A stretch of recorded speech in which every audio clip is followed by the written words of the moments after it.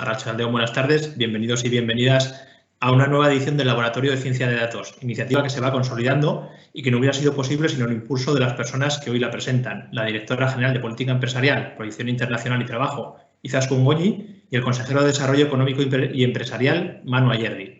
En primer lugar, me gustaría, sobre todo, felicitarles públicamente por esta iniciativa, construida con una visión muy transversal y con objetivos que van mucho más allá de la simple formación, traccionando de empresas de la oferta y la demanda para el avance en las tecnologías de las que depende su competitividad futura, poniéndolas en contacto con la supervisión de entidades expertas en la materia y haciendo que de esa manera puedan colaborar. Acerca de la dinámica de este acto, recordar que estará abierto el chat de preguntas y respuestas en la herramienta Teams y que será moderado por nuestra compañera Toya Bernat. Voy a ceder, por tanto, la palabra en este acto de inauguración a Izaskun Goñi, pero no me voy a resistir a presentarla como la profesional que es, ¿no? Porque siempre les presentamos como directora general o como lo que son ahora, pero por supuesto que tiene una trayectoria empresarial que avalan ese cargo. Como decía, sin su impulso e iniciativa, este proyecto no habría podido ver la luz. Izaskun es licenciada en Economía por la Universidad Pública de Navarra en 1998, con la especialización en Desarrollo Económico Regional y máster en Derecho en Empresa Transfronterizo por la Universidad de Pau, Francia, en 2014. Ha completado su formación con cursos relacionados con la gestión de la empresa, la cooperación territorial y los asuntos europeos. Habla euskera, castellano, francés e inglés. Inició su trayectoria profesional en 1999 en la empresa privada, trabajando en el sector inmobiliario y posteriormente en la industria gráfica, donde desempeñó puestos de responsabilidad en administración, exportación y dirección general.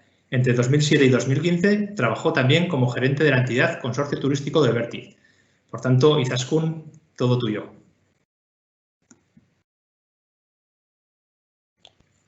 Muchas gracias, Iñaki.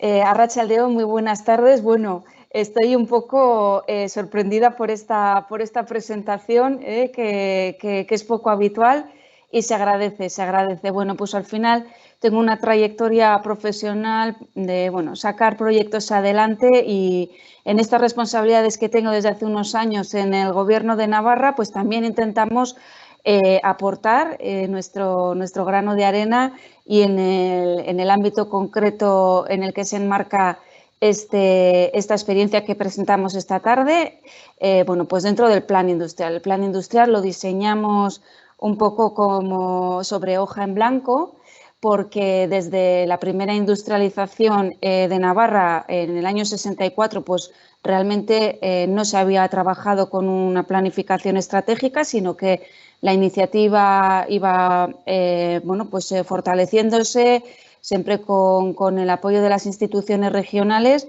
y bueno, pues faltaba esa herramienta que a nosotros nos tocó diseñar a la salida de la crisis, muy fuerte, y donde ya se apuntaba la importancia de la digitalización.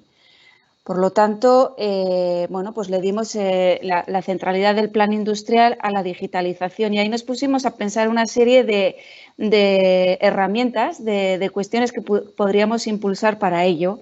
Y una de las que se nos ocurrió era este laboratorio de ciencia de datos. Entonces se empezaba a oír hablar en políticas europeas de los Living Lab. Y bueno, pues esto lo recogimos, pero luego la verdad es que había que ponerla en marcha y ha sido, bueno, pues un proceso largo que finalmente ya se materializó el año pasado con la primera edición y ahora vamos con la segunda.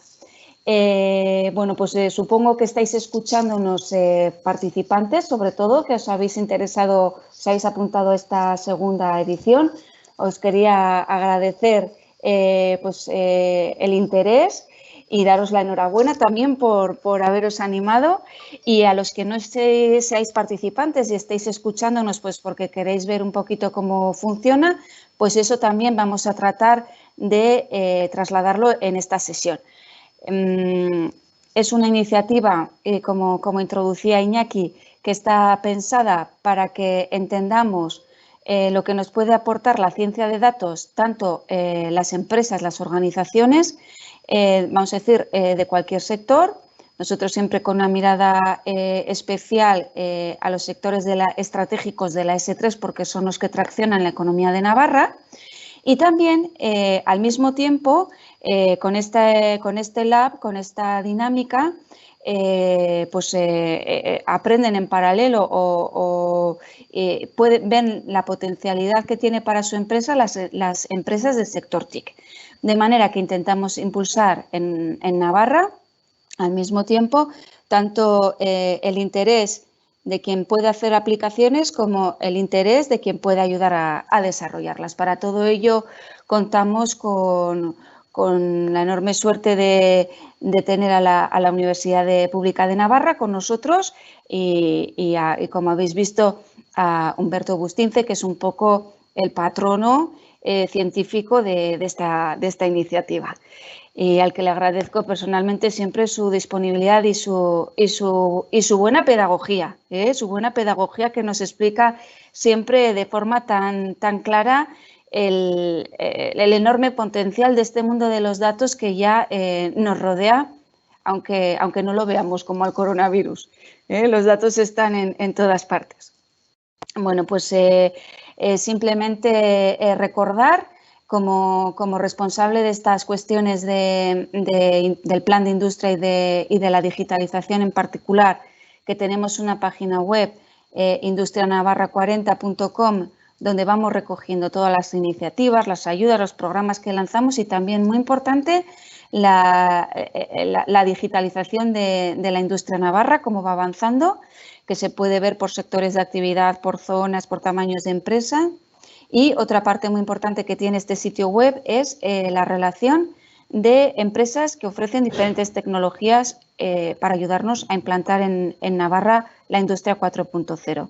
Bueno, pues con este recordatorio, donde también iremos colgando, tal y como hicimos con la primera edición, cuestiones que pasan en el laboratorio en esta segunda edición, pues ya os dejo y seguimos con el programa.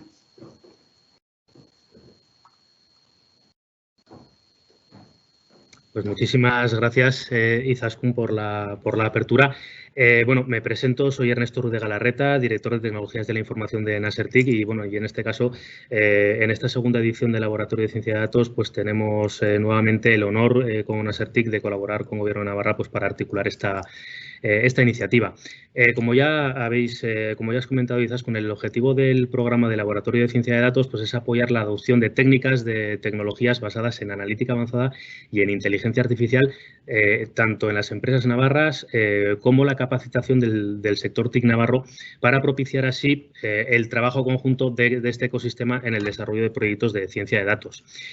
Todas las personas somos unos generadores masivos de datos, nos hemos convertido en generadores de una cantidad ingente de datos, tanto bueno, a nivel individual como a nivel empresarial. El objetivo de este programa es ayudar a dotar a las empresas y al sector pues, de este conocimiento para extraer valor, ¿no?, de todos estos datos que ya disponen de ellos, y hacernos así pues, más competitivos en un mercado pues, que cada vez más hostil y con más dificultades pues, para diferenciarnos.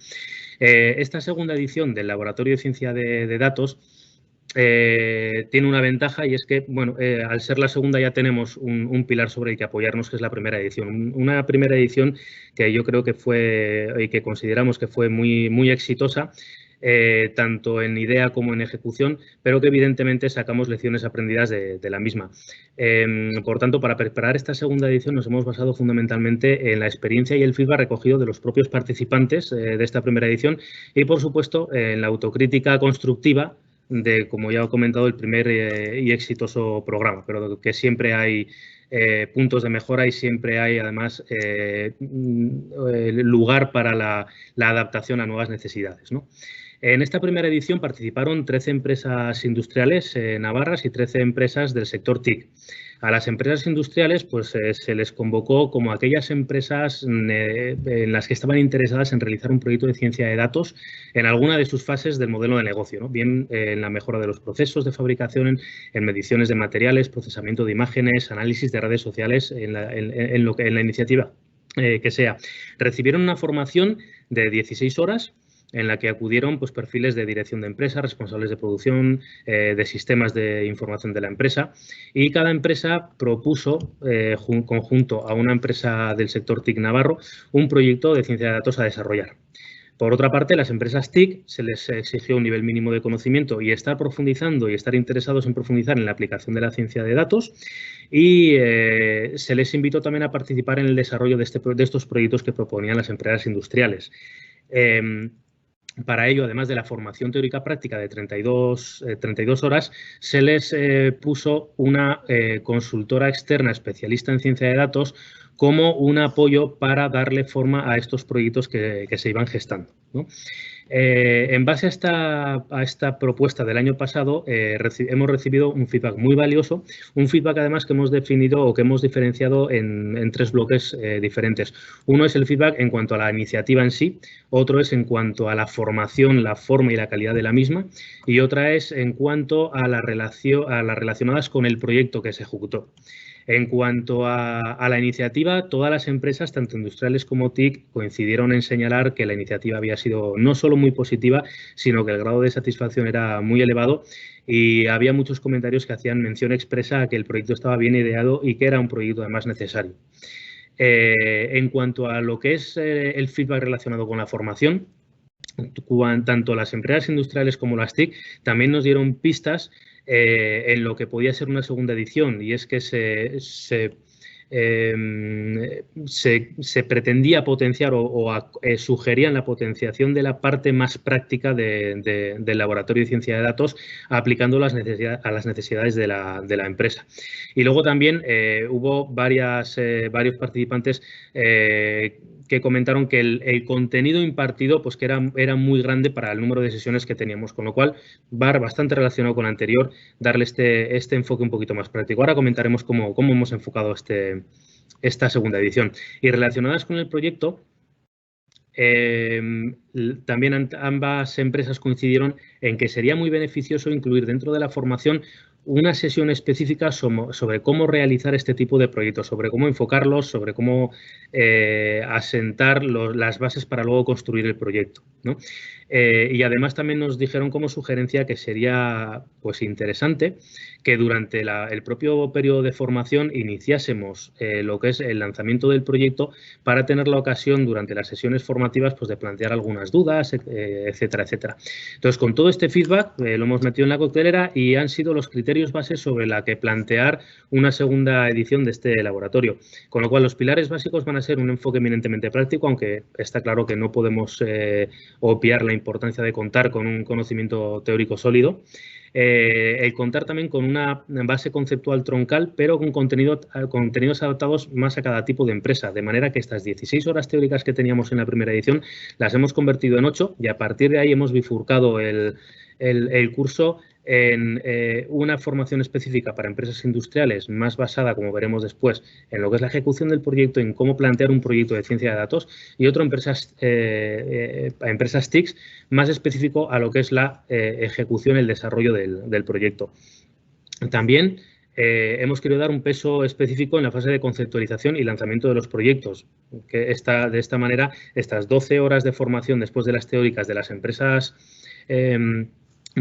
industriales se basará en intensificar o en explicar cómo se tiene que gestar este tipo de proyectos en la empresa.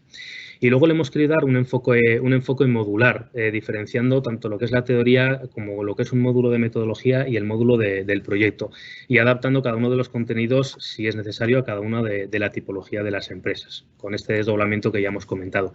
Evidentemente, este año respecto al año anterior hay una diferencia muy importante, y es que este año, pues por los consejos de las autoridades sanitarias, todo el tema de la pandemia de la COVID-19, no podemos hacer formaciones presenciales, pero bueno, hemos intentado hacer de la adversidad virtud, y hemos conceptualizado el programa de manera que creemos que va a ser muy dinámico, que va a permitir ser muy flexible, que es lo bueno que tiene este tipo de plataformas, con lo cual vamos a intentar aprovechar todo el potencial que nos da este tipo de plataformas, y al que ya tan acostumbrados estamos, ¿no? Después de muchos meses trabajando de manera muy intensiva con ellas.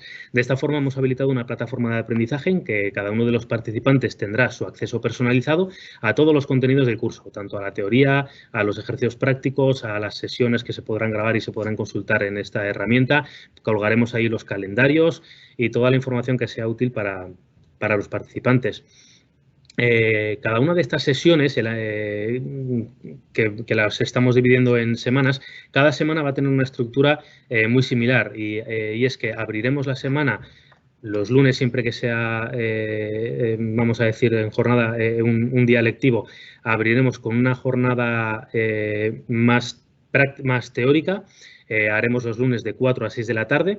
Después habrá un ejercicio a desarrollar offline por cada uno de los alumnos, que estimamos más o menos en una hora de duración, y después habrá los jueves una hora de tutoría online en la que los participantes pues, podrán, además de, por supuesto, exponer todas las dudas que les hayan quedado de la sesión anterior, pues hacer la resolución de los ejercicios prácticos online y exponer cualquier otro tipo de duda o comentario y poner en común un poquito lo que ha sido la sesión de la semana.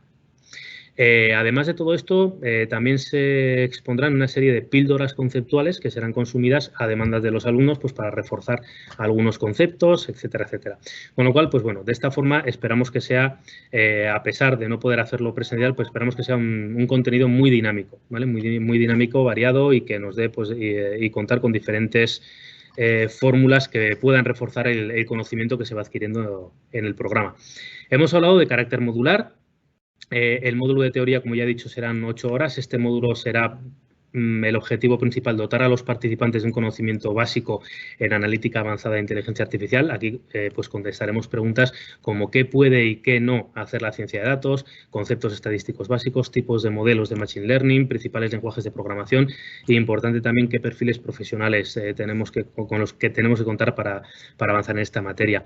Luego el módulo de metodología, que será 12 horas para empresas industriales y 32 horas para empresas TICs, pues para las empresas industriales lo que hemos dicho, ¿no? Contestaremos preguntas sobre qué metodología utilizar para un proyecto de ciencia de datos, se hará un workshop para la elaboración del caso de estudio de cada uno de los proyectos que quieran presentar las empresas industriales y también pondremos en común proyectos pues, para que los participantes puedan aportar a estos proyectos, ¿no? La elaboración de estos proyectos. Para las empresas TIC haremos un desarrollo de 32 horas en total para dotarles de un kit básico de herramientas para el desarrollo de todos estos proyectos que se planteen. Y luego el último de los módulos, que es el módulo del proyecto, el módulo de aplicación que hemos llamado, aquí las parejas de empresa TIC, empresa industrial, en la que empiecen a trabajar en un proyecto, contarán con un apoyo de 50 horas de una consultoría externa, especialista en ciencia de datos.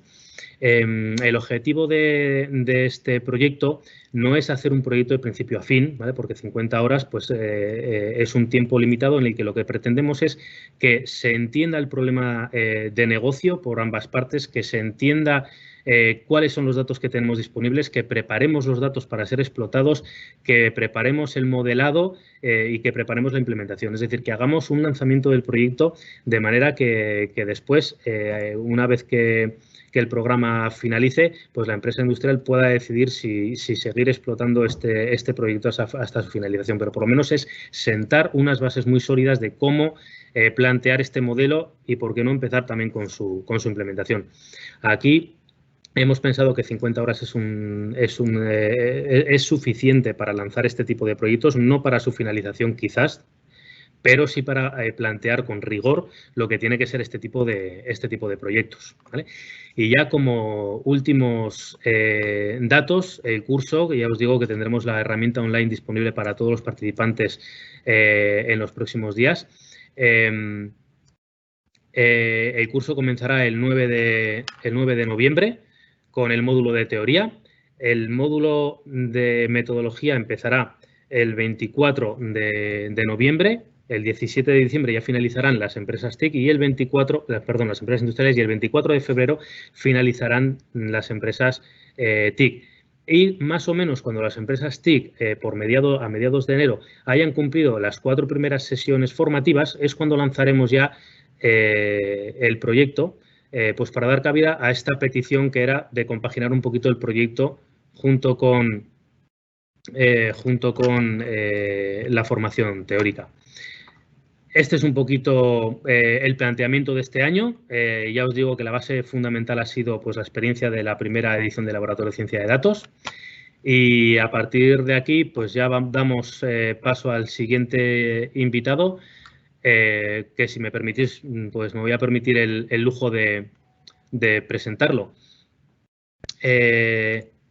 El ponente, digamos, bueno, perdón, Iñaki, no sé si hemos solucionado el tema de Manuel Ayerdi. Decía antes lo mismo que en el caso de Izaskun Goñi, que teníamos con nosotros al consejero de Desarrollo Económico y Empresarial del Gobierno de Navarra, Manu Ayerdi, pero tampoco me voy a resistir a presentarle como el profesional que es, ¿no? Ya que Manu, además de consejero, es licenciado en Ciencias Económicas por la Universidad de Deusto, campus de San Sebastián Este, en 1989, y por en experto en gestión financiera de pymes, organizado por la citada universidad y el Carnegie en 1996. Es bilingüe castellano-euskera, tiene un nivel medio-alto de inglés y francés, así como conocimientos de chino, mandarín y alemán. Inició su trayectoria profesional en el sector privado en 1989, desempeñando cargos de responsabilidad en distintas empresas, incluyendo un periodo en China entre 2004 y 2012 como representante legal de Ariane, de la que fue director económico-financiero y de servicios corporativos desde 2001. En el ámbito académico, ha ejercido en los primeros años de la década de los 90 como profesor de la asignatura Modelos de Gestión de Recursos Humanos en la Facultad de Ciencias Económicas y Empresariales de la Universidad de Deusto en San Sebastián. Como veis, pues eso, es muchas más cosas que consejero. Entonces, Manu, si quieres activar el micrófono, te vamos metiendo la imagen y ya te oímos. Yo creo, Manu... Ahora sí. Ahora, perfecto. Joder, bueno, Manu, ya sentimos todos los problemas técnicos, pensábamos que estaba más fácil, te pedimos disculpas por adelantado, yo creo que nos has oído parte, ¿no? Y eso, enhorabuena por la iniciativa, que sin vuestro impulso no sería posible, una iniciativa muy redonda y muy bien vista. Muchas veces no solo de subvenciones viven las empresas y hay cosas más interesantes como esta es una muestra de ello. Y bueno, te presentábamos eso como el profesional que eres más allá todavía del consejo y ya todo tuyo. Muy bien, pues Arratsaldeon, buenas tardes. La verdad es que estaba un poco ya desesperado porque en una iniciativa que tiene que ver con los datos y la ciencia de los datos, que no me pudiera contactar, yo estaba diciendo, esto es de chiste, me va a sacar una viñeta Oroz, ¿no? al día siguiente, pero bueno, no sé lo que pasaba con el Teams y realmente pues no ha habido forma, ¿no? Bueno, voy a ser breve, ya he visto la hora que es. Como decía Iñaki, un placer financiar esta segunda edición del Laboratorio de Ciencia de Datos desde el Departamento de Desarrollo Económico, una iniciativa muy querida para el departamento donde Izaskun, pues bueno, puso un empeño enorme en la primera edición y bueno, y ahí están los resultados, ahí fue la evolución, esa participación de empresas, tanto en el ámbito, digamos, de empresas TIC que querían conocer un poquito más en este mundo de ciencia de los datos para luego en el futuro poder prestar servicios en este ámbito, como empresas también que tenían interés en poder, digamos, bueno, pues sacar el máximo provecho de esta nueva tecnología para sus propias necesidades, sea de reflexión estratégica, sea de análisis de procesos, sea en el ámbito, en cualquier tipo, en el ámbito comercial o en lo que fuera, ¿no? Agradecer desde luego también y saludar a Humberto, Ernesto, demás profesores, porque también la colaboración aquí de la UNA, pues sin ninguna duda fundamental en ese rol formador y preparador también de las empresas TIC y, como no, a ti, Iñaki, a tu equipo, a Nasser TIC, porque yo creo que entre todos pues formamos un equipo bien redondo, ¿no? Satisfacción porque estemos en la segunda edición.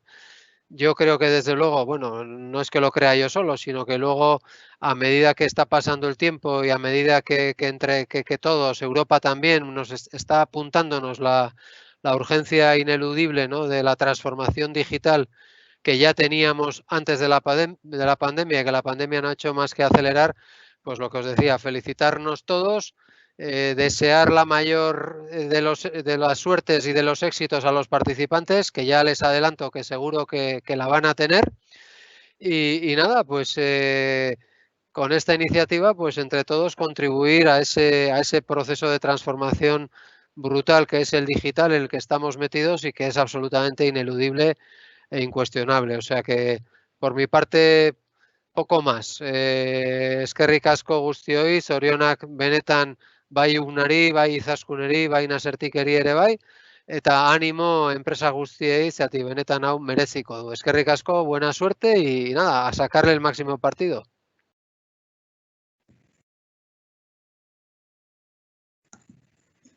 Mila esker, Manu. Entonces vamos ahora con el que de verdad sabe de todo esto, ¿no? Mucho más que nosotros, por supuesto, que es Humberto Bustince, que va a seguir con la conferencia inaugural de este laboratorio de ciencia de datos. Humberto Bustince, además de una gran persona, que eso lo podemos constatar todos aquellos que le conocemos, es catedrático de la Universidad Pública de Navarra, UPNA, donde investiga en el Instituto de Smart Cities, ISC, y profesor honorario de la Universidad de Nottingham, en el Reino Unido. Bustince, uno de los científicos más influyentes y citados del mundo en su campo, según la lista elaborada por Clarivate Analytics en 2018, es licenciado en Ciencias Físicas por la Universidad de Salamanca en 1983 y doctor en Matemáticas por la Universidad Pública de Navarra en 1994, donde ejerce la docencia y la investigación desde 1991. Actualmente imparte clases sobre inteligencia artificial a estudiantes de ingeniería informática. Responsable y fundador del grupo de investigación de la UPNA sobre inteligencia artificial y razonamiento aproximado, GIARA, Bustince es autor de más de 250 artículos científicos y más de 180 contribuciones a congresos internacionales e investigador principal de más de 20 proyectos, tanto nacionales como internacionales, además de ser coautor de 5 libros sobre lógica difusa. Además, está adscrito como investigador a Navarra Biomed, Centro de Investigación Biomédica del Gobierno de Navarra y la UPNA, y al Instituto de Investigación Sanitaria de Navarra, IDISNA. Humberto, nos consta que detrás de todo esto hay mucha dedicación, mucho esfuerzo, pero también es una suerte tenerte aquí en Navarra y que puedas colaborar con nosotros en esta iniciativa. Cuando quieras, es tu turno.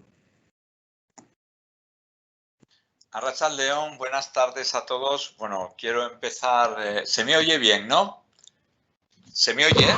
Perfectamente, Humberto. Vale, perfecto. Bueno, quiero empezar dando las gracias a Izaskun, bueno, Ernesto, Jorge, Manu y, bueno, Iñaki. ¿Qué voy a decir? Este tipo de iniciativas creo que son necesarias en una sociedad industrializada como es Navarra y que no puede perder el tren de esa industrialización y todo lo que nos viene en adelante, ¿no?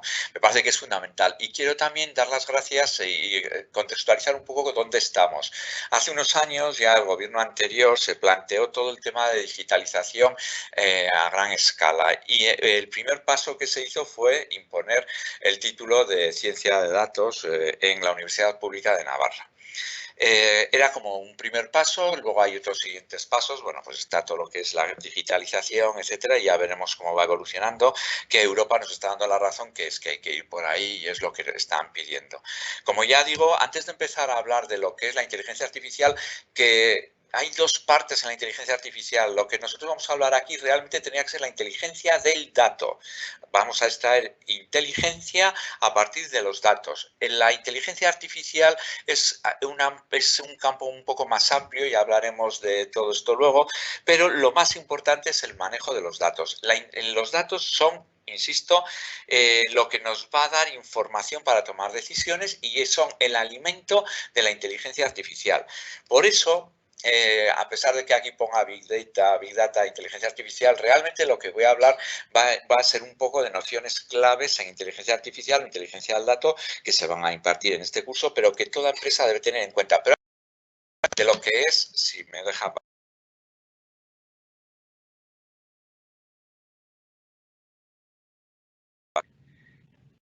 Humberto, hemos perdido el sonido. Ahora me oís, ¿no? Si reactiva el sonido. Vale. Quiero hablar antes del grado de ciencia de datos. A ver, el grado de ciencia de datos está este año en el tercer curso. La nota de corte este año para entrar en esta titulación, porque ya hay doble grado de ciencia de datos y LADE, ha sido la segunda más alta de la Universidad Pública de Navarra. Estamos por encima del 12 sobre 14 y digamos que es como la joya de la corona que para toda empresa que esté en Navarra es necesario que sepa que existe. Como el año que viene ya, el curso 2021-2022 va a ser el de cuarto, yo pido ayuda a todas las empresas que están aquí representadas para que estos alumnos puedan ir poco a poco a hacer prácticas en las empresas. ¿Qué va a hacer realmente un científico de datos? Pues un científico de datos lo que va a hacer sin duda es coger todos los datos que hay en la empresa y decir, ¿valen, no valen y hacia dónde podemos ir? ¿Qué mercado de negocio podemos abarcar o no abarcar? Voy a poner un ejemplo. El ejemplo es que la semana pasada se nos propuso hacer un proyecto bastante interesante sobre un melanoma muy especial de cáncer que hay, de manchas de piel, y se nos presentaban ya 38.500 imágenes. Bueno, pues cuando nos pusimos a analizar las imágenes, que siempre en las conversaciones previas eran, no hay problema, tenemos los datos.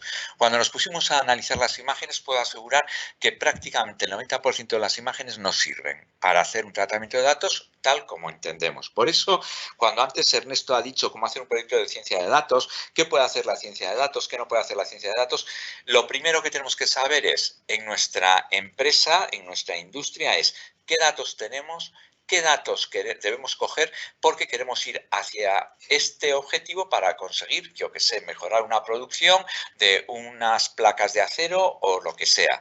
Porque por muchos datos que tengamos, si no se preprocesan, no hacemos nada. En cualquier proyecto de ciencia de datos, vamos a tener lo siguiente, 3 años de proyecto donde año y medio largo va a ser exclusivamente ordenar y clasificar los datos, que es la labor más difícil y además, digamos, la más ingrata, porque a mí me parece muy interesante desarrollar algoritmos y desarrollar algoritmos que convergen, etcétera, y que nos dan solución, pero si no tenemos los datos preparados, no sirven para nada. Entonces, insisto, 38.500 imágenes, de las cuales solamente son salvables para lo que querían alrededor de 300 imágenes. Entonces, eso no da para nada.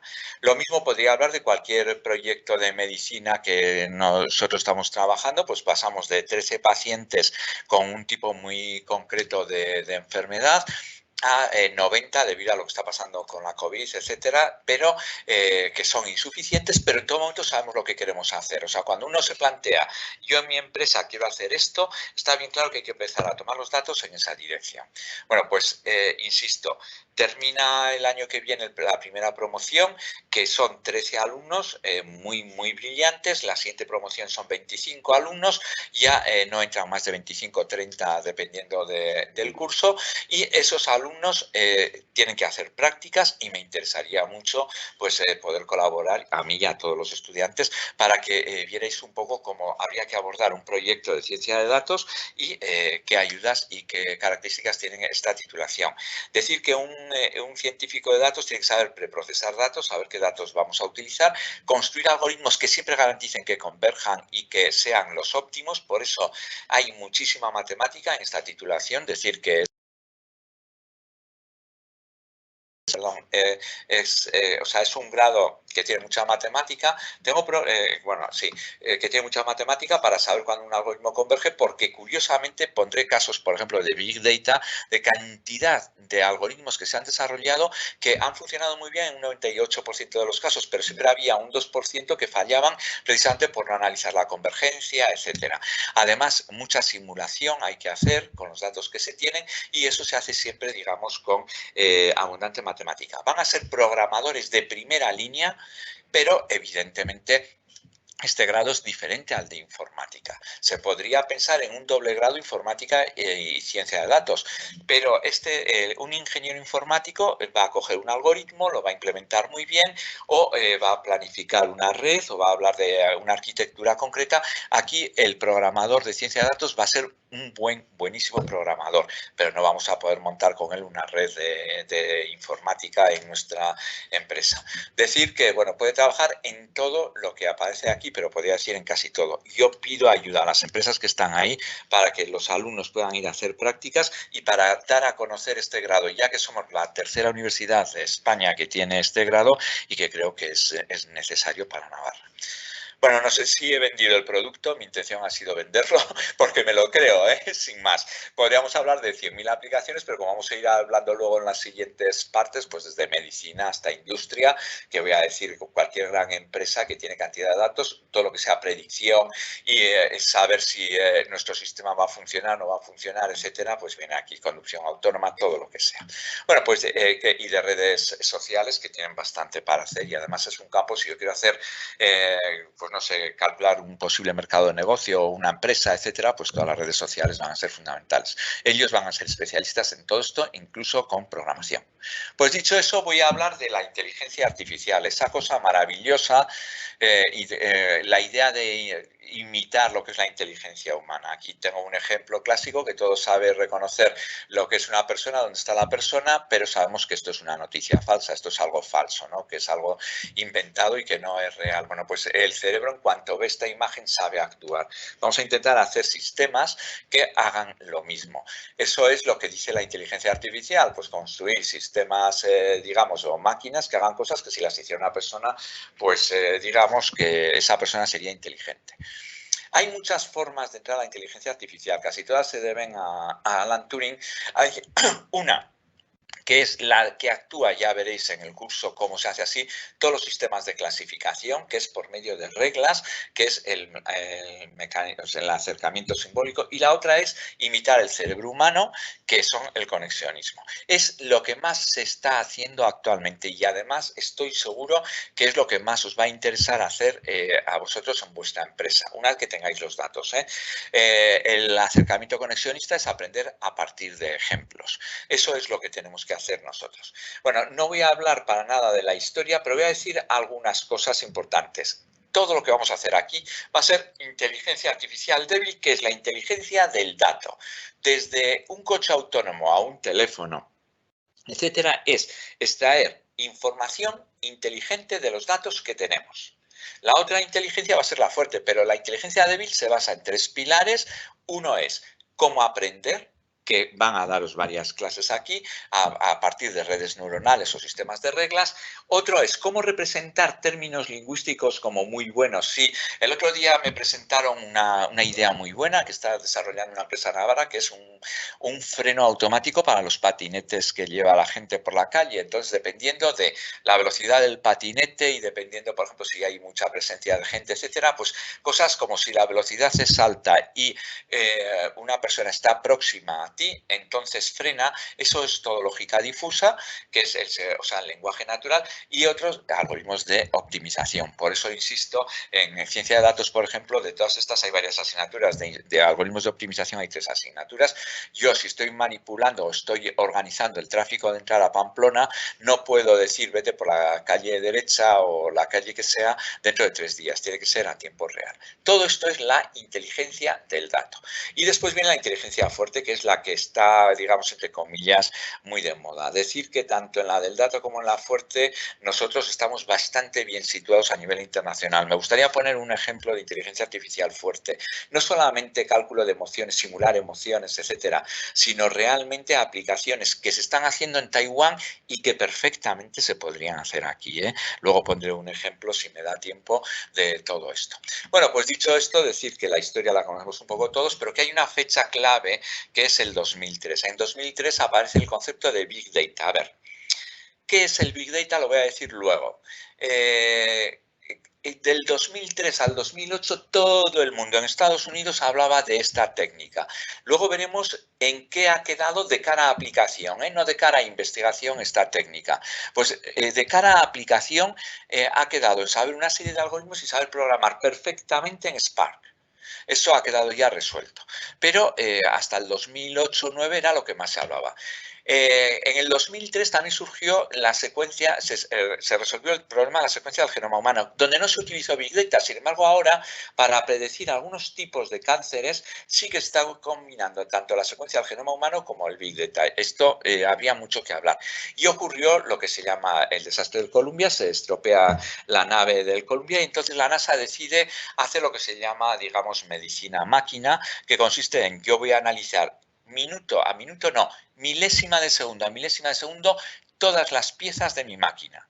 En un coche, desde un tornillo a todo lo que sea. Y voy a predecir, cogiendo gran cantidad de datos y las herramientas de Big Data, usted puede tener esta parte de la máquina, se le puede estropear en 3 meses y ahora le cuesta 50 € arreglarlo y dentro de 3 meses 500. Hágalo ahora. Eso es lo que se llama, lo que sería, digamos, salud máquina, que es algo que ya es muy habitual y que se está utilizando. Aquí se han hecho proyectos de este tipo de cosas. Lo digo ya en la empresa Navala. Bueno, hasta el 2013 se hablaba mucho de Big Data, 2009 empezó a hablarse de Deep Learning, aprendizaje profundo, pero en el 2013 surge el término de ciencia de datos como tal, que es extraer conocimiento inteligente de los datos. Insisto, una cosa es la inteligencia artificial pura y dura y otra cosa es inteligencia débil, que es yo de los datos voy a aprender a partir de ejemplos de lo que yo tengo y voy a predecir lo que va a pasar, que es el objetivo de lo que vais a hacer en el curso. Esta es la transparencia ya algo antigua porque es del año 2017, pero que pone claro la evolución de lo que está pasando, sobre todo en China. Esto es de Estados Unidos. En 2007 las 10 empresas más famosas del mundo solamente había una de datos, una o dos. En 2017 el 100% de las 10 primeras empresas del mundo eran empresas asociadas al dato. ¿Qué se trata de hacer? Pues a partir de todo lo que conocemos con nuestros ejemplos, hasta hoy, predecir lo que va a pasar en un plazo relativamente corto. ¿Y cómo se ha hecho esto? Bueno, pues históricamente se hacía con la minería de datos, que es lo que en un principio casi todos vosotros vais a utilizar, la minería de datos. Y después con el Big Data, cuando se tienen muchos datos, pero incluso cuando se tienen muchos datos, la mayor parte de las veces lo que haremos será minería de datos. Estos son conceptos que os van a ir explicando, Entonces, ¿cuál es la diferencia entre una y otra? Pues voy a marcarlo ahora. Mirad, en minería de datos yo voy a tener una cantidad de datos, la que sea, no necesariamente muy grande. Voy a hacer en la base de datos, voy a hacer la selección de los datos, el preprocesamiento de datos, que esto lo va a tener que hacer siempre alguien con mucho tiempo y es la labor más tediosa, insisto, y además más aburrida que hay, que es la del científico de datos. Una vez que ya tenemos eso, extraeremos conocimiento con la parte más bonita, mis algoritmos. Pero en esta parte de minería de datos, a mí no me importa perder tiempo en lo siguiente. Imaginemos que tenemos 3 millones de datos. Yo parto del primero, llego al último y saco una condición, la que sea, una conclusión. Y vuelvo otra vez al primero y vuelvo al último y saco otra conclusión. Es decir, hago bucles. Siempre que yo tenga bucles y no me importe perder mucho el tiempo, es la minería de datos. Ahí vale toda la programación clásica de informática, de programación estructurada, del repetir, el mientras, el para, etcétera. Todo eso se puede utilizar. Entonces, cuando yo tengo tiempo y no me importa hacer muchos bucles, no pasa nada. Eso es minería de datos.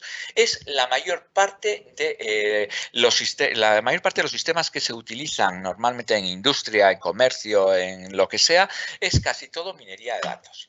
Pero ¿qué pasaba? Pues lo que pasaba era que yo tenía en ciertas situaciones muy concretas un ordenador, el programa que yo iba a utilizar estaba en el ordenador, metía la información y aunque fuese muy larga decía, por ejemplo, luego hablaré de lo que estamos haciendo nosotros ahora con el COVID o la COVID, bueno, y otras enfermedades de colonoscopias, etcétera. ¿Qué hago? Yo meto en mi ordenador el programa, meto los datos y tardo 3 días en sacar conclusiones. Eso era inviable. Entonces, era todo minería de datos y entonces dijeron, bueno, ¿qué es lo que está pasando? Yo tengo un ordenador y mucha información para procesar de forma rápida. La primera idea fue algo que también daréis aquí, que fue la programación en paralelo, donde yo voy a coger 1000 ordenadores, meto información, en cada ordenador hay un programa, uno todos los resultados, lo agrego y hago una inferencia. En agregar los datos es lo que nosotros, el grupo mío, ha sido muy bueno, promovido inicialmente por Pedro Burillo, y es por lo que más se nos conoce en el mundo de la inteligencia artificial, por saber estudiar la importancia de agregar los datos bien y cómo los datos están relacionados unos con otros. Y a partir de ahí inferir resultados. Bueno, pues esto es lo que se quería hacer primero con minería de datos y no había forma. Entonces surgió el término de Big Data, que era, yo voy a tener un gran volumen de datos, muchísimos datos, totalmente distintos unos de otros y representados de forma distintas y voy a tener que procesarlos a tiempo real, voy a tener que dar la solución a tiempo real. Este es el ejemplo que siempre pongo, que además es real. Bueno, pues cuando Google decide en el año 98-99 clasificar a sus clientes, que es algo que tendría que hacer cualquier comercio que se precie, clasificar a sus clientes, se encontró con que teníamos un buen ordenador, mucha información, pero con los sistemas que existían tardaba 46 días. Dijo, no pasa nada, pongo 1000 ordenadores y si similares, en cada ordenador está el programa y tardaba 66 minutos en ejecutar. Bueno, no hubiera habido un problema si en el plazo de pocos meses había 100 veces más datos. Entonces dijeron, ¿qué es lo que hacemos mal? Pues lo que hacemos mal es la idea de programación. Y ahí surge el paradigma MapReduce, que consiste en decir, yo solamente voy a recorrer los datos una vez, no voy a hacer ciclos. Y en esa vez yo tengo que sacar toda la información posible. Eso supuso una ruptura en lo que se llaman los métodos de programación. El primero que se hizo fue el MapReduce, insisto, que tuvo mucho éxito en su momento. Se forró porque todas las empresas lo utilizaban, era código cerrado. A continuación de ahí pasó el modelo de MapReduce al Hadoop, que era ya código abierto, pero se cambió la filosofía. Y la filosofía era esta. Volvamos hacia atrás y consistía en esto. Bueno, yo lo que voy a hacer es, en lugar de tener en todos mis ordenadores, en todas mis máquinas el programa, lo que voy a tener es, conecto todas mis máquinas vía internet, vía Wi-Fi o como sea. Y lo que voy a tener dentro de cada máquina los datos de formas diferentes. Y lo que lanzo a ejecutar es el programa. Es decir, el programa no está en la máquina, sino que yo lo lanzo a ejecutar y lo que está en la máquina son los datos. Eso es lo que produce MapReduce y lo que produce Hadoop. El método Hadoop, sin más. Problemas de estos sistemas históricamente, pues los problemas eran que, digamos, no admitían ciclos, que no admitían la estructura de grafo y, por ejemplo, el tráfico en una ciudad o todos los papeles de Panamá, etcétera, son siempre bases de datos en grafo. Insisto, no solamente, o sea, es importante tener en cuenta lo que es la base de datos en la nube y sus problemas de seguridad, esto entre paréntesis, y la estructura de bases de datos en grafo, que son fundamentales a día de hoy. Pero bueno, no admitía, entonces había una serie de problemas importantes. Entonces lo que se hizo fue generar un lenguaje de programación que resolviera todos estos temas, que es el modelo Spark. El modelo Spark durante los primeros años funcionaba bien, hasta que se dieron cuenta que tenía un pequeño problema y era que no convergía en determinadas situaciones. Igual, cada 10 veces que se ejecutaba, 9 funcionaba bien y una no. Ahí es donde nace el científico de datos y dice, ¿qué es lo que estamos haciendo? Algoritmos que no convergen. Y ya se ha resuelto ese sistema. ¿Qué ocurre entonces? Que si queremos manejar gran cantidad de datos con la filosofía de Big Data, es decir, a tiempo real y no hacer bucles, etcétera, pues lo que tendré que utilizar es un sistema de programación método Spark y saber programar. La filosofía no es la clásica filosofía de programación estructurada, pero es cuestión de aprender a programar, coger los algoritmos que existen en la literatura y utilizarlos. Como yo estoy hablando no de la investigación, sino simplemente de la aplicación de todo esto, bueno, pues ya la idea es bien fácil. Si yo quiero hacer Big Data en un proceso, aprendo Spark y aprendo los algoritmos más importantes. Otra cosa es la investigación, y lo utilizo. Eso ya ha dado lugar a que en Big Data, salvo los científicos de datos que se dediquen a ello, haya mucha menos investigación que lo que hay en otras herramientas de inteligencia artificial, como puede ser Deep Learning. Decir que del 2008-2009, que ya esto empieza a funcionar, hasta el 2013 con ciencia de datos, pues el Big Data va decreciendo, digamos, en cuanto a importancia en artículos de publicación, y surge la otra parte, que es la de aprendizaje. ¿Dónde estamos ahora? La de aprendizaje ya está muy evolucionada, hay cantidad de sistemas que aprenden de otros sistemas, etcétera, y hacia dónde hay que ir, y lo siento mucho, es hacia la computación cuántica, pero bueno, esto ya se hablará al final si nos da algo de tiempo. Bueno, pues dicho todo eso, ejemplos de Big Data y aplicaciones, pues muchas. Amazon utiliza Big Data, fijaos qué empresas. Target, que es el Corte Inglés de Estados Unidos, pues digamos que también utiliza, y siempre pongo el mismo ejemplo y no me resisto a decirlo, pero bueno, cuando se hizo este sistema fue muy famoso porque convocaron a los mejores científicos de datos de Estados Unidos, pero al número 1 en artículos de investigación, que persona a la que quiero traer aquí, a ver si es posible el año que viene, si todo esto se nos va, para que nos dé una charla. Bueno, pues este señor no lo dejaron entrar porque no sabía trabajar en grupo, entonces resulta que con el tiempo empezó a recibir en su casa propaganda de señoras para mujeres embarazadas. Le preguntó a su mujer, ¿está embarazada? ¿Estás embarazada? Y dijo, no. Entonces les llamó diciendo, esto es un error, etcétera. Bueno, ellos habían hecho la clasificación en 11 grupos de clientela y una de ellas eran mujeres embarazadas. Entonces, al cabo de 2 meses, bueno, la compañía decidió pedirle disculpas y él entonces tuvo que reconocer que realmente su hija adolescente estaba embarazada con 3 compras de más de 20 productos. Entonces, claro, esto es fundamental para quien tenga un sistema de producción y quiera abrir nuevos mercados. Por eso, no nos extraña nada, no nos extraña absolutamente nada que en España exista el BBVA, que son los que realmente han hecho un avance impresionante en todo lo que es Big Data.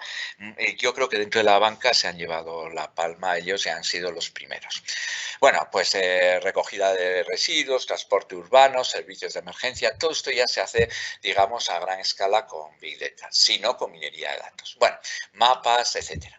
Pero voy a pasar a dar un poco la idea de lo que es el aprendizaje automático, porque esto cuando se habla por primera vez es lo que más me fastidia. Parece que es reconocer caras, reconocer expresiones, parece que es todo como magia, que no es magia, que es mucho más sencillo de lo que parece. Entonces, ¿qué es el aprendizaje automático y después cómo aprenden las máquinas? A ver si logro desmitificar todo esto y saber que es cuestión de práctica y de que te gusten estas cosas, que tampoco estamos hablando de una teoría de la relatividad generalizada, etcétera, etcétera, que es mucho más sencillo que todo eso. Pues dicho esto, el aprendizaje automático es hacer programas que generalicen comportamientos a partir de ejemplos. Yo tengo miles de ejemplos en la vida cotidiana. Bueno, pues voy a hacer a partir de esos ejemplos un programa que si ocurre esto y esto, en tal ejemplo me pasa esto, pues en mi vida normal pues me va a pasar eso, ¿no? Realmente no es más que el método de inducción en demostraciones de teoremas de matemáticas. En matemáticas hay 3 métodos de demostrar los teoremas. Uno de ellos es el de inducción. Si se cumple para 2 y para 3, si se cumple para n, entonces se cumple para n más 1. Pues esto es la generalización del método de inducción. Y hay varios métodos distintos y a ver si tenéis suerte de ver distintas técnicas de aprendizaje desde la regresión logística, etcétera. Yo aquí voy a presentar los 2 más sencillos, que son el que está basado en ejemplos. Por ejemplo, aquí tenemos, supongamos, polimedicados. Este es un ejemplo hecho hace varios años. Nosotros esto lo hemos utilizado mucho con la antigua Caja de Ahorros de Navarra, ahora con el BBVA también, pero vamos a hacer el clásico ejemplo de polimedicados en Navarra. En el año 2015, esto se nos propuso a nosotros en el 2017, pero nos dieron en el año 2015 los siguientes datos y va para que veáis cómo actúa todo esto en vuestras empresas y los datos que hay que tener. En el año 2015 se presenta Osasun Videa y nos dice, ¿qué os parece si hacemos un proyecto que consiste en lo siguiente? Tenemos 35.500 pacientes en Navarra polimedicados. ¿Qué significa eso? 35.500 personas que en Navarra tienen que durante 3 o 4 meses como mínimo al año tomar 6 o más medicamentos. De esos 35.500 pacientes polimedicados, al darle un nuevo medicamento porque ha tenido algún elemento adverso o lo que sea en su salud, al darle un nuevo medicamento nos hemos encontrado con lo siguiente, y es que ha habido 350 casos aproximadamente que han reaccionado mal a ese medicamento. Entonces se trata de hacer un sistema que nos diga, si yo a este paciente que es polimedicado le añado un nuevo medicamento, va a tener efecto bueno o malo, va a ser un elemento adverso. Esto es un problema, digamos, no balanceado. Tenemos muchos ejemplos y solamente muy pocos de los que realmente ha habido problemas, o sea, de los que yo tengo que estudiar, pero habrá que estudiar todos. Por ejemplo, también en el caso de la COVID, decir que cuando el equipo de radiología del Hospital de Navarra, el complejo hospitalario, se pone en contacto con nosotros, el Luis Miranda, etcétera, un proyecto que estamos ahora ahí, ya veremos cómo sale. ¿Qué es lo que pasa? Nos dicen, tenemos 5.000 radiografías. Entonces, se trata de esas 5.000 radiografías, saber cuántas, primero cuando se hace una radiografía, si tiene o no COVID, sería como una PCR, y luego con más datos saber si va a estar ingresado, si va a ir a la UCI o no va a ir a la UCI. ¿Qué necesitamos en esos casos? Bueno, pues aquí, en esos casos, os voy a decir, de 5.000 pacientes necesitamos como mínimo 800 pacientes que han sido, que no les ha pasado nada, 800 pacientes que se pensaba que tenían, digamos, COVID, pero no tenían, 800 que han tenido y lo han desarrollado muy mal, y 800 que lo han tenido y lo han desarrollado bien. Eso eran las estadísticas que nosotros sacamos. Entonces, lo que quiero decir es que cuantos más datos tengamos, mejor, pero ojo, con buenos datos. Entonces, volvamos a polimedicados. Se cogía paciente número 1, todo anonimizado, por supuesto.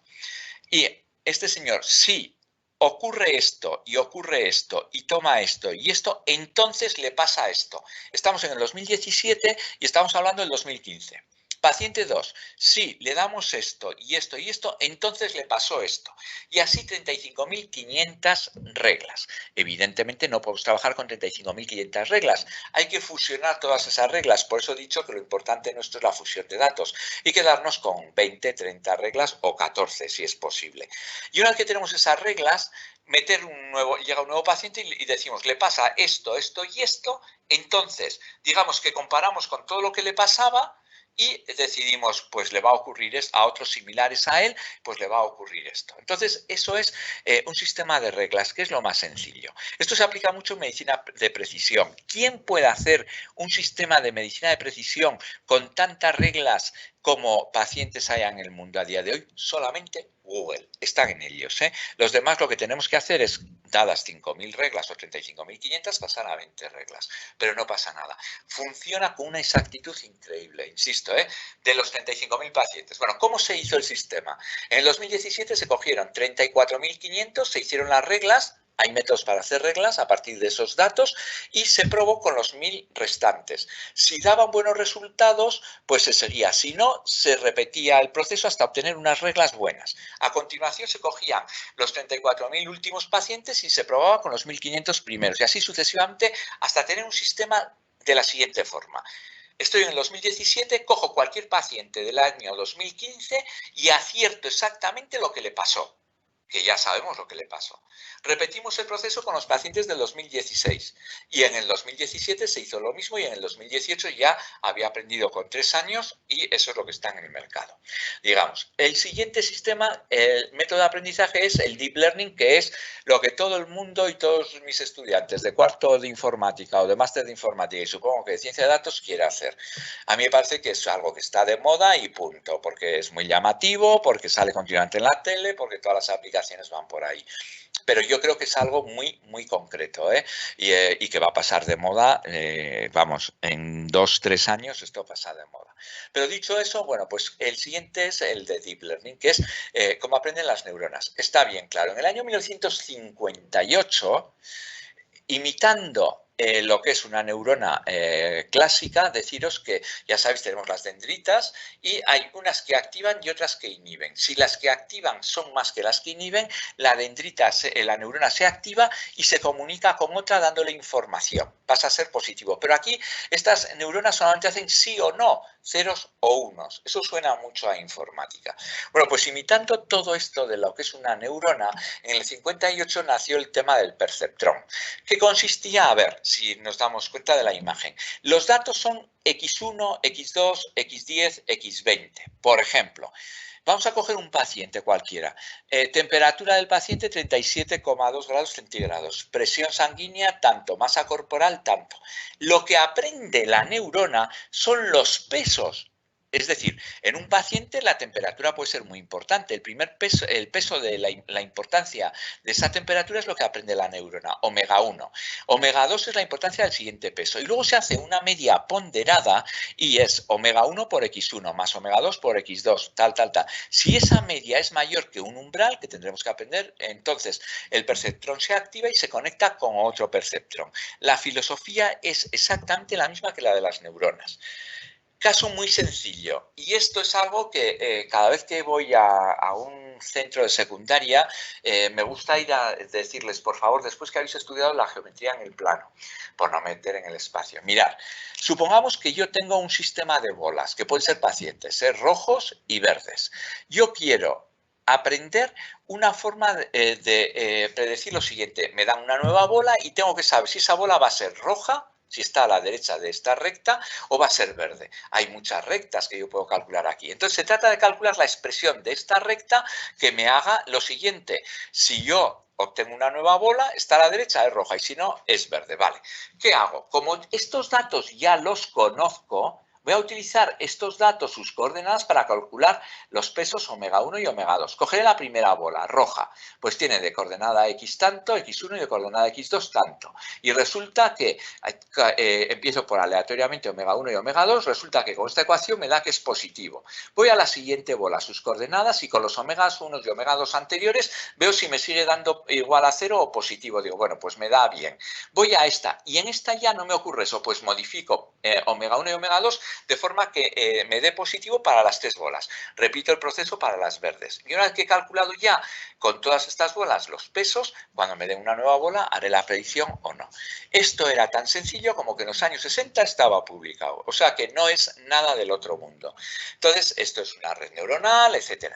Vale, aquí tengo el ejemplo más clásico de todos ellos. Claro, ¿qué pasa? Yo en este ejemplo resuelvo perfectamente todo esto y sé que a la derecha de esta recta, que puede ser esta otra, están rojas y a la izquierda están verdes. Pero ¿qué pasa si tengo roja, roja, verde, verde? ¿Cómo separo eso? Bueno, pues ese fue el ejemplo para que Minsky, el que dio la definición mejor de inteligencia artificial y es premio Turing y que estuvo en Pamplona hace unos años, murió hace 2 o 3 años, dijera, todo esto es una chapuza. Y bueno, durante muchos años, 20 años, estuvieron totalmente olvidadas. Hasta que en los años 78-80, desde el punto de vista matemático, Hinton demostró que se podían hacer curvas, etcétera, con teoría de geometría diferencial, etcétera, que cómo aprender los parámetros ya no de una recta, sino de una curva. Y es el ejemplo clásico de lo importante que es en investigación la ciencia básica. Si no se hubiera hecho esa ciencia básica, a día de hoy no tendríamos deep learning. El problema es que en los últimos años solamente se ha hecho investigación aplicada. Voy a hacer esto para resolver este tema, voy a hacer esto otro para resolver este tema y no se ha hecho investigación básica. Dentro de 10 años lo pagaremos. Tanto es así que hace 15 años había un proyecto de una vacuna muy importante con algunas cosas parecidas a lo que está pasando actualmente y se tuvo que dejar ese experimento porque no hubo dinero. A ver si espabilamos y empezamos a meter dinero en la ciencia básica. Bueno, yo por pedir que no quede. Bueno, dicho todo esto, pues a partir de aquí, bueno, pues lo que vamos a hacer es, en lugar de tener una neurona, tengo varias y todas estas flechas son los pesos que yo voy a aprender. Estos son los datos y estos son los resultados. Si con estos datos yo aprendo a base de muchos ejemplos, aprendo los pesos y obtengo estos resultados que son buenos, ya he terminado, que no vuelvo hacia atrás, el algoritmo del backtracking, y volverá a modificar todos los pesos, gradiente, etcétera, etcétera. Así hasta que con todos mis casos que yo tenga, x1, xl, xn, yo obtenga ese resultado. Bueno, esto es una red neuronal y cuando tengo muchas capas, pues van a ser redes neuronales multicapas. Entonces, para conseguir aprender todos estos pesos necesito muchos ejemplos, muchos entrenamientos. Y dependiendo de los datos que yo meta y de los resultados que yo quiera buscar, aprenderá unas cosas u otras. Luego yo puedo hacer sistemas que aprendan como auténticos dictadores. Y este es el problema que tenemos con esto. Entonces, lo veréis y programaréis una red neuronal o un sistema, una CNN, Convolutional Neural Network, etcétera. Ya veremos cómo, seguro que os lo enseñan y veréis que es un sistema fácil. Pues clasificar imágenes, luego os comentaré lo que nos está pasando con la COVID. Bueno, pues dicho todo esto, hay 3 problemas importantes. Primero, ejemplo, Hassabis es un científico muy bueno que está en Londres, que lo que hizo resolvió el problema del juego Go, que consiste en un tablero, en este caso 9×9, y le ganó la máquina a un jugador y se llevó un premio de $1 millón. El problema está que si yo paso de un tablero 9×9 a un tablero 11×11, la red neuronal tiene que empezar de cero. El cerebro humano actúa con sus reglas, pero la red neuronal no. Siguiente problema. Si yo hago un programa para el Corte Inglés de España y me compro Almacenes Lafayette de Francia, tengo que empezar de cero. No sirve, cuando hay mucho redimensionamiento, etcétera, de datos, hay un problema serio. Y el más importante, no justifica nada. Esto es muy utilizado en medicina. Por ejemplo, con Ruth Vera tenemos un proyecto ahora y, bueno, ha habido 2 o 3, uno europeo muy famoso, famoso sobre cáncer de colon y resulta que se deduce que hay cosas como muy importantes para saber si la esperanza de vida es de 3 meses o de 18 meses. Es que no se sabía por qué unos vivían eso y otros vivían más, menos. Entonces, bueno, pues la posición del tumor es algo importante, el poder adquisitivo de la persona es muy importante, la alimentación es muy importante, pero no te justifica porque hay cosas que son lógicas. Una persona que tiene alto poder adquisitivo, pues hace una vida normalmente más sana, hace deporte, come mejor, etcétera. Pero hay cantidad de decisiones que toma que nunca las explica y que curiosamente acierta, pero no te dice el por qué. Este es uno de los grandes problemas del deep learning, que está muy bien si yo en una cadena de producción, para poner, yo que sé, una puerta a un frigorífico, quiero detectar un problema concreto, y me dice esto está mal, lo mando por otro lado. Pero si yo quiero saber por qué está mal, no me va a resolver nunca nada de esto. Bueno, pues aplicaciones, podríamos hablar de cantidad de aplicaciones. O sea, no solamente que quiero hablar luego de medicina personalizada, empezaré por ahí, pero bueno, lo que es robótica. A ver, robótica para mí es cualquier máquina que es capaz de tomar una decisión, ¿eh? No solamente se trata de, una cosa es un autómata y otra cosa es una máquina que toma decisiones. Los cobots están bastante, digamos, desarrollados ya actualmente. Un centro muy importante de cobots a nivel investigación está en Guipúzcoa, tiene un proyecto europeo bastante importante y como no nos vayamos hacia Europa, llevamos todas las de perder, aprovecho también para decir que un robot lo que se trata es de que haga una tarea y que en un momento determinado sea capaz de tomar una decisión. Hasta ahora hay robots que colaboran con personas. Tú pones a la izquierda un robot que hace una tarea y a la derecha la persona que tiene que seguirle. Normalmente el robot no se cansa, la persona sí, cada 2 horas hay que ir cambiándolo. Bueno, pues ahora se están haciendo, entre comillas, robots que colaboran entre ellos. En lugar de que haya una persona, 2 robots que colaboran entre ellos, pues para poner una rueda de un coche, para hacer algo tal, y en cuanto ven un problema se comunican. Está bastante avanzado el tema, pero tampoco que nadie tire cohetes, ¿eh? O sea que no hay nada. El lenguaje natural yo creo que es una de las cosas que en ciertas empresas, por ejemplo en medicina o por ejemplo en derecho, ahora el gobierno de Navarra se ha planteado con una base de datos Avantis muy famosa extraer información de sentencias de jueces, pues es muy importante. El lenguaje natural es el lenguaje materno, en este caso el español, que a diferencia del inglés es bastante complicado y se trata de hacer resúmenes, crear artículos nuevos a partir de otros, suponer cómo va a responder un juez a una sentencia estudiando su historia, etcétera. Entonces, todo esto se está haciendo actualmente y todo es con datos. Aprende de coger todas las sentencias de ese juez de 30 años, porque si es un juez que lleva 3 años no nos sirve de nada, y empezar a extraer conocimiento. La conducción autónoma, bueno, ¿qué voy a decir de la conducción autónoma? Hay 6 niveles, realmente está hecho casi todo, el único tema que no está resuelto es el de la seguridad informática. Aquí tenemos la imagen clásica, ¿no? Para una buena conducción autónoma tiene que aprender a base de reglas. Cualquier alumno nuestro de informática o de ingeniería de ciencia de datos esto lo sabe resolver, ¿eh? Recibe cantidad de datos de todos los demás coches y dice, bueno, si ocurre esto y esto, entonces gira a derecha, de acuerdo, todo eso puede hacerlo y está como aparca un coche bien, etcétera. El problema es que si yo le digo al coche, ven aquí, como tengo que utilizar la nube, y otras historias, ¿qué pasa? Que la seguridad informática, digamos, que disminuye y entonces pues cualquier alumno mío podría mandarme el coche a otro sitio. Pero la conducción autónoma ya está. Lo más importante en cuanto a la industria 4.0 para mí, que consiste en mezclar robótica para sustituir el trabajo manual, sensores para tomar datos, si no hay datos tanto de imágenes como los que sean, no hay nada, y algoritmos para tomar decisiones inteligentes, es la combinación de las 3 cosas. Lo más importante es que se trata de eliminar trabajos repetitivos y esto es algo que hay que intentar por todos los medios hacer. Las cadenas de producción hay cantidad de trabajos repetitivos que hay que eliminarlos. Volkswagen, etcétera, su objetivo antes de todo esto era hacer cadenas de producción donde no hubiese muchas personas, ni mucho menos. Y todo eso es a partir de datos. Datos para saber actuar en cada momento y entonces, ¿qué va a hacer el científico de datos o la persona que esté allá? Pues tener talento para saber actuar y cambiar de una situación a otra y como lo haría una persona, ¿no? Sin más. A partir partir de los datos. No puedo dejar de lado lo que es salud. A ver, salud, esto es la bomba. Va a cambiar todo el sistema, por mucho que hay médicos que han dicho que no, todas las publicaciones lo dicen que sí. Estamos en una comunidad donde salud es muy importante y además hay un nivel muy bueno de formación de los médicos. Y tengo que decir, y doy las gracias desde aquí a IDISNA, bueno, sobre todo a Navarra Biomed, al complejo hospitalario, etcétera, porque IDISNA también, porque ellos son los que se ponen. Hay proyectos impresionantes de cáncer de colon, proyectos muy buenos de ictus, proyectos muy buenos de colonoscopias, etcétera, y ya hablaremos luego de la COVID. Lo que pasa es que aquí podemos mezclar redes sociales, por ejemplo, y medicina. Las redes sociales me van a permitir aprender de lo que está haciendo una persona. Si yo comunico y digo una cosa concreta que la red social quiere determinar, miran mis 6 vecinos y determina a ver cómo ha repercutido en esos 6 vecinos y así sucesivamente, una noticia falsa, etcétera.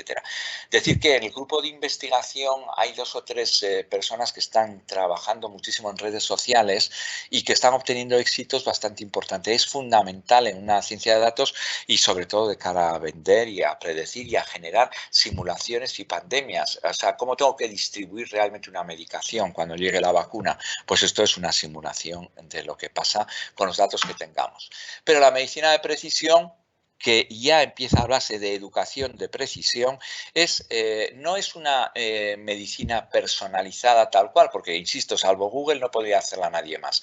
Es clasificar a todos los navarros, por ejemplo, en 12 clases y saber que yo pertenezco a la clase número 9, que tengo unos riesgos y que tengo que tomar una serie de decisiones en cuanto a mi alimentación, mi forma de vida, etcétera. Es lo que más se está invirtiendo actualmente.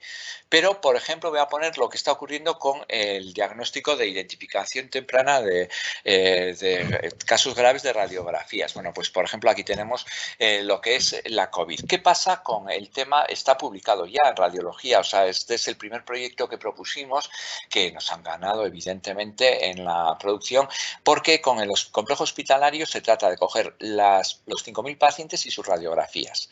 Daros cuenta que podemos tener una o 3 o 4 de cada uno. Entonces, lo primero que hay que hacer, detectar los pulmones. Ahí entra un científico de datos con un buen informático o la mezcla de los dos. Segundo, analizar y preparar la imagen para ser tratada para que entre en un sistema de aprendizaje de tipo deep learning, porque en un sistema de aprendizaje de los que hemos visto anteriormente, yo no puedo meter imágenes cualesquiera. Cuando yo en mi teléfono me clasifica las imágenes de gatos, animales o no, no son imágenes cualesquiera. Hay que estar lo más importante de cada imagen. Bueno, pues lo que se hace es, en ese proceso estamos muy metidos, que es detectar pulmones, saber qué partes del pulmón, en colaboración con el médico, son importantes y cuando un pulmón tiene la enfermedad o no la tiene. ¿Esto cómo se consigue? Exclusivamente perdiendo horas y horas de un científico de datos con el médico. Si no, no se hace nada. Lo más importante es decir, me tienes que dar toda la información que tienes. Claro, si a un médico con lo que está cayendo voy yo y le digo, dame toda la información que tengas de tus radiografías, pues Luis Miranda y Elena, etcétera, del Servicio de Radiología del Hospital de Navarra me dicen, oye, Humberto, que estoy trabajando todas mis horas con pacientes. Entonces, hay que esperar a que todo esto llegue de alguna forma y en cuanto se normalice para posibles nuevas olas, etcétera, etcétera, de lo que pueda venir. Pero la inteligencia artificial detecta si una persona va a ir a la UCI, no va a ir a la UCI, etcétera, etcétera. También está la causa más importante de muerte, que es la sepsis. Se está haciendo muchísimo y es que una detección precoz de esto, que suelen ser 12 horas antes de que aparezcan los síntomas, determina que el paciente viva o no viva. Se está haciendo también mucho entre los pacientes de COVID. Bueno, lo de prevención, ya no voy a hablar nada de este tipo de aplicaciones. Yo no me gustan porque creo que están mal tratadas. Se hizo muy rápido, incluso a nivel europeo. Aquí hay empresas que podían haber hecho esto perfectamente perfectamente, como por ejemplo las Nano o IAR, son empresas muy preparadas para todo esto, pero claro, hablan de, identificación de contacto de riesgo, contacto estrecho. ¿Qué significa contacto estrecho? Eso es lógica difusa, eso es lenguaje natural y no se tiene en cuenta en este tipo de herramientas, pero también es bueno saberla. Y la prevención de cómo te vas a relacionar socialmente, todo esto depende de los datos. ¿Has tenido o no has tenido? De hecho, lo que se está intentando hacer en Estados Unidos es que los rastreadores sean ya máquinas. Porque digamos que en ciertas cosas son mucho más realistas. Primero una máquina y luego pasa al experto para saber lo que es un contacto estrecho o no es estrecho. Bueno, moléculas en salud va a ser fundamental, pues la detección de una vacuna, por ejemplo, el número de años era 14 años para hacer una buena vacuna, actualmente se tarda unos 6-7 años porque se selecciona a las personas con las que se va a hacer el estudio de una forma muy concreta y esa selección lo hace la inteligencia artificial. Bueno, redes sociales, que luego hablaremos. Soporte social, insisto, estoy hablando de la COVID, pero podría hablar de otra cosa, ¿no? Pues cómo planificar los recursos, cómo distribuir recursos, optimizar camas de hospitales, soporte social, todo esto la inteligencia artificial lo tiene que tratar. Entonces, la ciencia de datos abre un nicho enorme para el desarrollo de iniciativas que hagan uso del poder de los datos. Y eso es lo importante. Saber qué datos tengo, cómo debo tratarlos y cómo debo actuar para extraer información.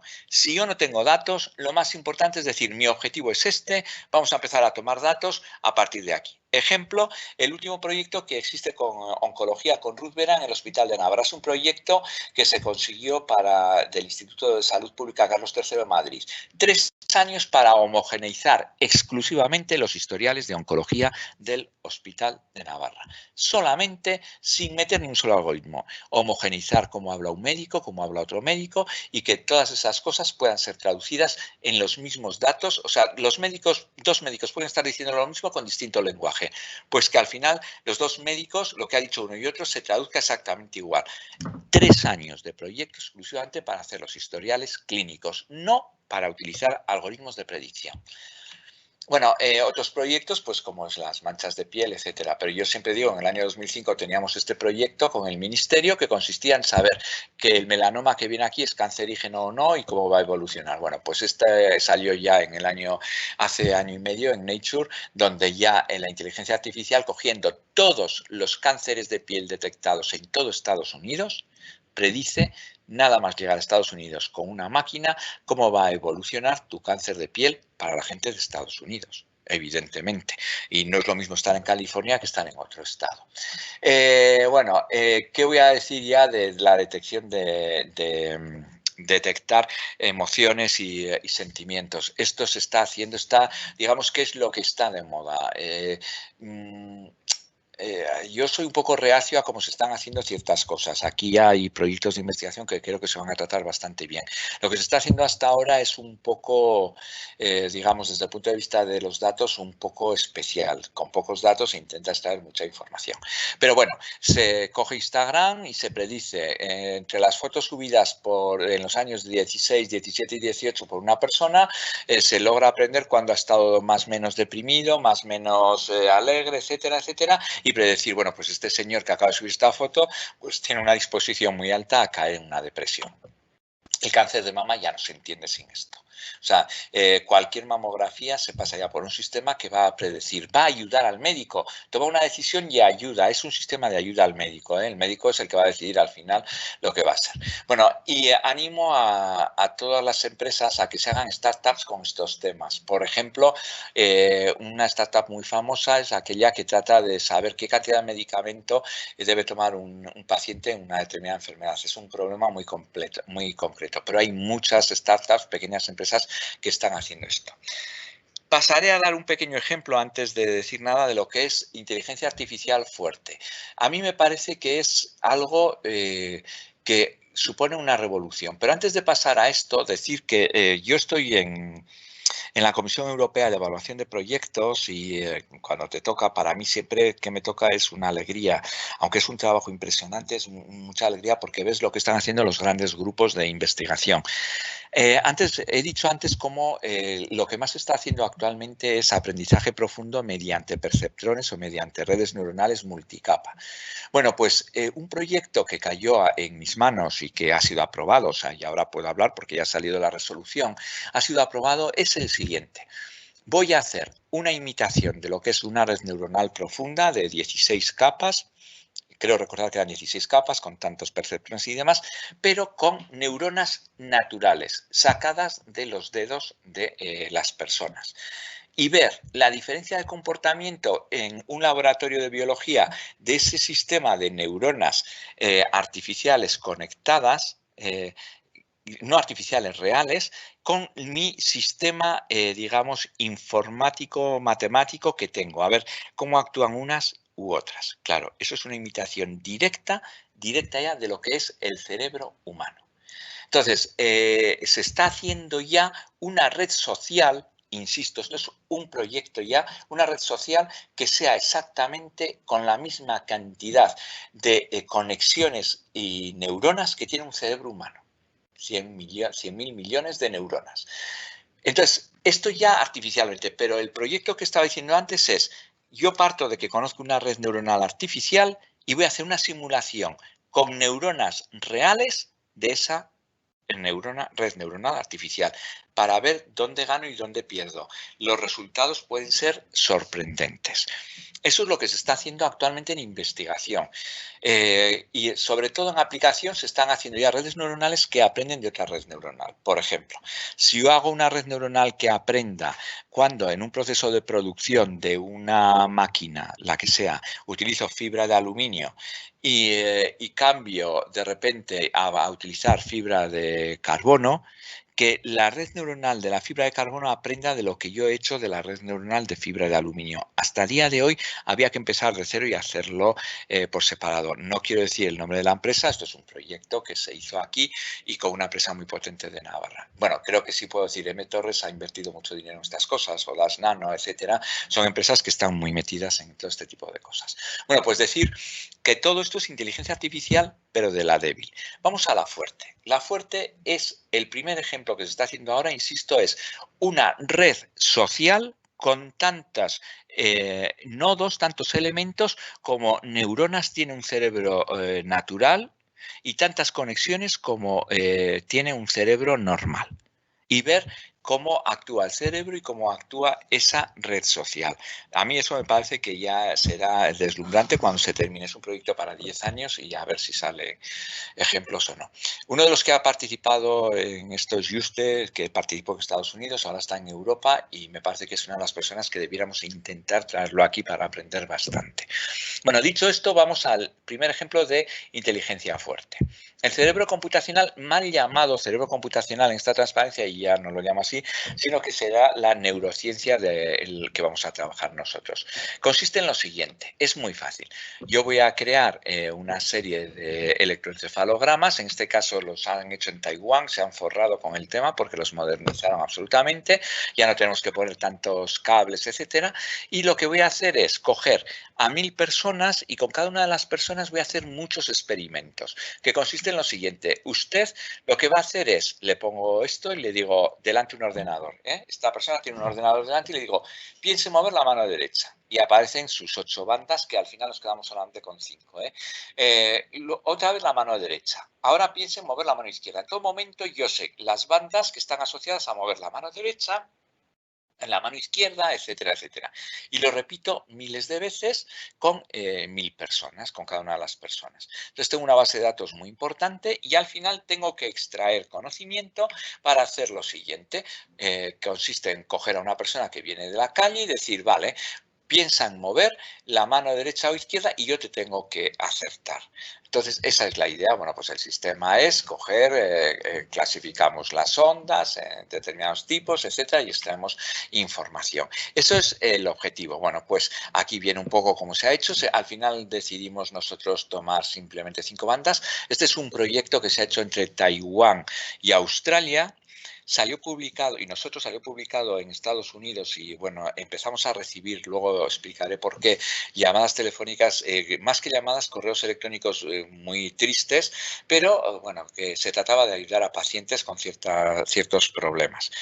El éxito ha sido tan rotundo que el mayor científico alemán al que le han encargado hacer un instituto de inteligencia artificial en Alemania, que es Markus Müller, se ha puesto en contacto con nosotros para seguir trabajando en esta dirección. Y ahora ya está Taiwán, que es quien hace las máquinas y los vídeos, ya veremos cómo, el Politécnico de Sydney, nosotros y Markus Müller en Alemania y su grupo de investigación. Bueno, pues la idea es la siguiente, el siguiente ejemplo. En lugar de hacer, o sea, siempre la respuesta del cerebro va a ser sí o no. Mueve la mano derecha, sí o no. Solamente eso.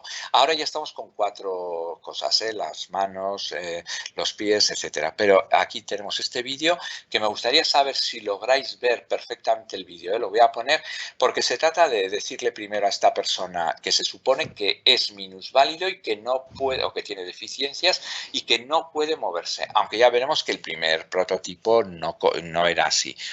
Entonces, se trata de decirle, piensa en comer. Si decide comer sí, se activará el sistema y esto, que no es un robot, es un autómata, está programado para hacer 4 cosas distintas, nada más.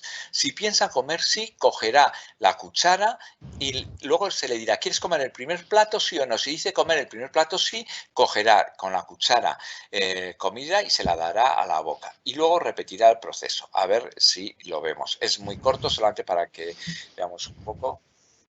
Sí, creo que si se ve, en cuanto se mueva algo, se verá. Pues ahora Sí, se está viendo, sí. Se está viendo, ¿no? Bueno, pues ese es el tema. Pues bueno, ha decidido que sí, va a coger la cuchara, insisto, ahora, y le ha dicho que el primer plato. Entonces coge la cuchara, va al primer plato,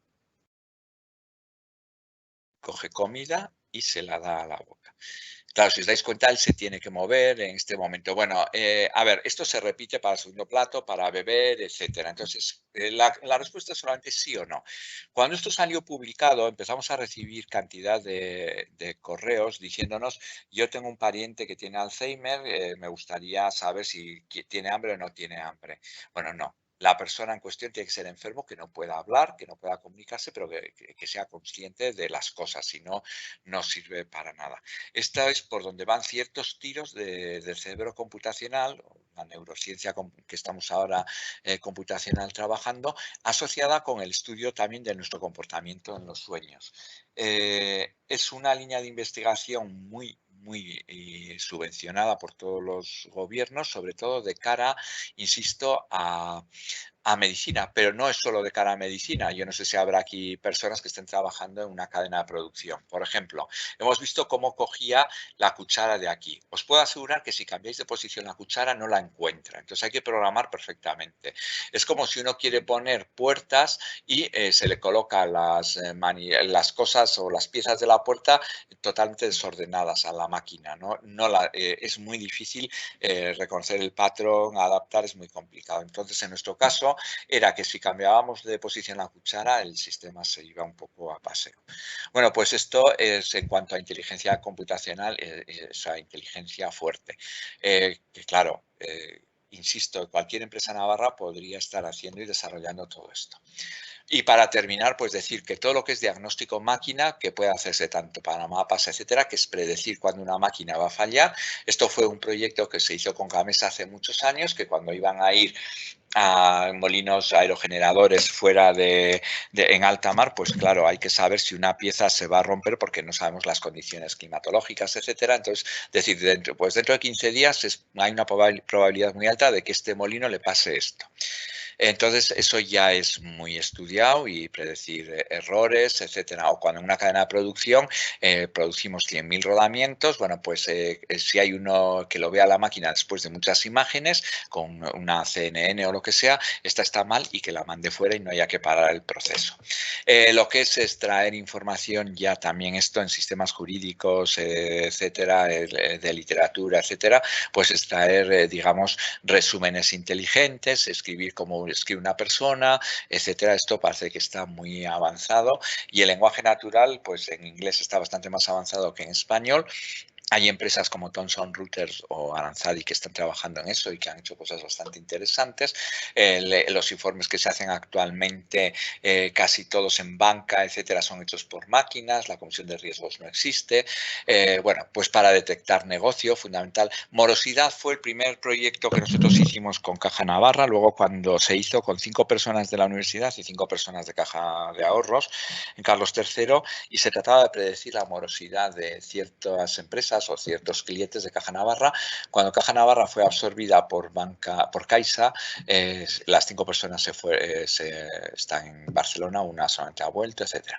Sistemas de recomendación, pues tal tipo de medicina o tal tipo de trayecto o tal actividad, o pon este negocio o no pongas este negocio, todo se hace siempre extrayendo datos. Seguridad, no estoy hablando de seguridad informática, lo que es seguridad, pues que os voy a decir, estamos ya repletos de cámaras y de todo lo que hay. Y contaré solamente una anécdota en donde nos está ganando por goleada China. Yo creo que está haciendo el 60% de la inteligencia artificial, el 30% lo está haciendo Estados Unidos y el 10% el resto. En Estados Unidos hacen una inteligencia artificial aplicada 100% a industria. China no, China ha dado un paso más allá. Entonces China coge y en determinadas ciudades tiene muchas cámaras donde ve el comportamiento de la gente, analiza sus estados anímicos, etcétera, etcétera, pero puede decirle a una persona que llega a los 18 años, hace el examen de selectividad y dice, sí, usted ha aprobado, pero no va a la universidad porque ha hecho esto o tiene disposición a hacer esto, etcétera, etcétera. Entonces, es un tema muy, muy serio el que estamos tratando y para que lo hagan los chinos, pues yo creo que deberíamos empezar nosotros con cuestiones éticas. Siempre termino con lo mismo. Por favor, por favor, por favor, cuestiones éticas en tratamiento de datos. Siempre que haya datos, hay información. No solamente estoy hablando de anonimato, estoy hablando de extraer información para utilizarla correctamente. Por ejemplo, si yo cojo toda la población de Estados Unidos, o no, cojo todas las novelas escritas en Estados Unidos durante el último siglo, solamente escritas por blancos y racistas, el sistema que aprende es racista hasta el final. Y te dice si es un negro, pues le dice que es un mono o lo que sea. Entonces, dependiendo de cómo se manejen esos datos, el sistema responderá de una forma u otra. Y ahí es donde entra la cuestión ética, moral del programador, del científico de datos. Termino siempre con estas personas que son las madres real de toda la informática. Solamente voy a decir Grace Hopper, que es la persona que hizo el primer compilador. O sea, no entenderíamos el ordenador sin todos sus estudios. Bueno, pues yo creo que creo que tenía que terminar a 6 menos cuarto, más o menos es la hora. Y bueno, pues eso es todo lo que he venido a contaros. Ahora, cualquier pregunta yo contesto, ¿Me oís? No sé. ¿Sí? Pues muchas gracias, Humberto. La verdad que un placer, como siempre, escucharte. Teníamos ahora habilitada la herramienta para las preguntas y respuestas. Esta parte la estaba moderando y coordinando mi compañera Toya, Dirección de Innovación y Cultura Empresarial en Nasertic. Entonces, le vamos a dar paso a ella. ¿Vale? Vale. Pues hola, muy buenas tardes. Sobre todo gracias a los más de 50 asistentes que hemos tenido a lo largo de la sesión. Ahora ya nos han abandonado algunos. Comentar, Ernesto, nos dicen si podemos poner fechas y horario de las formaciones para el sector industrial. Sí, el horario, bueno, va a haber una herramienta con acceso individualizado para cada uno de los participantes en la que a lo largo de esta semana colgaremos toda la información, incluida los horarios. Pero por ir avanzando esta información que se nos pide, pues que sepáis para empresas industriales que empezáis el próximo lunes 9 de noviembre. Finalizará el módulo de metodología el día 17 de diciembre y más o menos, con alguna salvedad por el tema de puentes, etcétera, etcétera, pero más o menos son los lunes 2 horas de formación de 4 a 6 de la tarde, empezando, como os he dicho, el 9 de noviembre, y los jueves la hora de tutoría de 4 a 5 de la tarde. Más o menos ese es el horario que se mantendrá desde el próximo lunes 9 de noviembre hasta el 17 del 12. Ya os digo, con alguna salvedad que en vez de un lunes puede ser un martes, pues porque ha sido un día festivo, etcétera, etcétera. Pero en cualquier caso, todo el horario, el calendario completo de los cursos lo colgaremos en cuanto recibáis las credenciales de acceso en la herramienta. ¿Vale? Perfecto, y además el acompañamiento será continuo y estamos a su entera disposición. Humberto Ernesto también te pregunta, dado que la primera promoción de la UPNA de Ciencia de Datos va a graduar a tercer y en años sucesivos has comentado que el máximo estaría en 25, todo apunta a que durante estos años tendremos un déficit de nuevo talento en el mercado. ¿Qué tipo de perfiles recomiendas como personal a reciclar para poder acometer estos proyectos en las empresas? Me vale cualquiera de los dos perfiles que yo voy a dar, me da igual. A ver, yo creo que cualquier persona que sea ingeniero, matemático o físico se puede reconvertir en científico de datos. Hay cantidad de cursos hechos y de programas. Lo que pasa es que a mí me interesa siempre decir que la principal labor de un científico de datos no es la que más nos gusta a todos, que es la de hacer un buen algoritmo que converja y una simulación. La principal labor es hacer el preprocesamiento de datos. Nosotros todavía no tenemos máster en ese tema, pero que hay que hacerlo y que se está preparando, ¿no? Yo creo que si alguien está muy interesado, con que sepa programar y tenga unas nociones de matemáticas decentes, buenas, sin más, o que no odie las matemáticas y que esté dispuesto a hacerlo, un máster que se ha ofrecido muchos años es en Cataluña, este año ya no sé si se ofrece, es que como es un año tan especial, sobre procesamiento de datos, y otro que hay en Alemania, son los más importantes de Europa. Yo el otro día estuve hablando con 2 o 3 personas porque queremos enterarnos si se pueden hacer online o no, sobre todo el alemán. El alemán es un máster buenísimo que sería como una buena formación a alguien que sepa programar y que tenga nociones de matemáticas y sepa algo de optimizar, etcétera, etcétera. Entonces, cualquier perfil de informático, matemático, físico que le interesen este tipo de cosas, sabiendo programar y sabiendo una serie de cosas de técnicas de optimización y de estadística, está preparado para hacerlo. Es cierto que las primeras promociones pues, van a ser complicadas y sobre todo teniendo en cuenta que cuando uno hace el grado no ha terminado, tiene que hacer el máster. Entonces, es que yo entiendo las necesidades y son fundamentales, pero sí que es cierto que se podrían hacer colaboraciones muy concretas de ayuda a cualquier persona y mientras ellos también se preparan, o a cualquier empresa. Vale, pues muchísimas gracias y no hay más preguntas por el momento. Vale, pues oye, yo quiero dar las gracias por la invitación y me gusta, si es posible y me dejáis resaltar algo muy importante, ciencia de datos, digitalización, etcétera.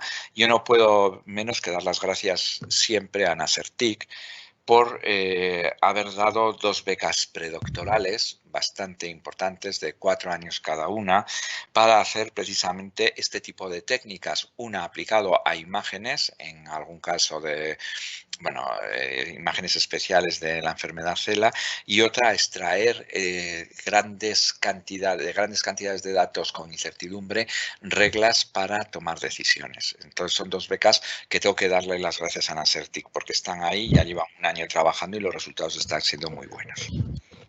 Vale, pues muchas gracias, Humberto. Y nos pregunta Iván Marín de Única de Corella si la información sobre las empresas seleccionadas, si les llegará por correo o la buscan en alguna web.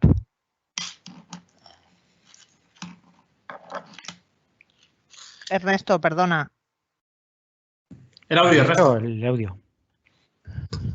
Paz, sí, nos pondremos en contacto de forma individualizada, ¿vale? Con lo cual, a lo largo de la semana contactaremos con los emails de contacto que han puesto en el formulario, indicándoles su participación en el programa, y a partir de ahí pues ya los daremos de alta en el sistema y recibirán también las credenciales de acceso al sistema. Muchas gracias, Ernesto. Y luego una persona anónima, leo textualmente, solo enhorabuena por esta segunda edición. Iniciativas como estas permiten crecer, empujar Navarra hacia el nivel de otros países y potenciar la industria. Otra vez, enhorabuena. Así que enhorabuena. Izaskun, Manu, Gobierno, UPNA, Nasertic, a todos. Vale, gracias. No se oye. El micro. Bueno, menuda tarde llevamos hoy con el tema técnico. Ahí decía que, bueno, principalmente la enhorabuena y las felicitaciones a Izaskun, que os puedo asegurar que luchó mucho porque esto saliera adelante, ¿no? Y al final, bueno, empujando un poco entre todos lo conseguimos.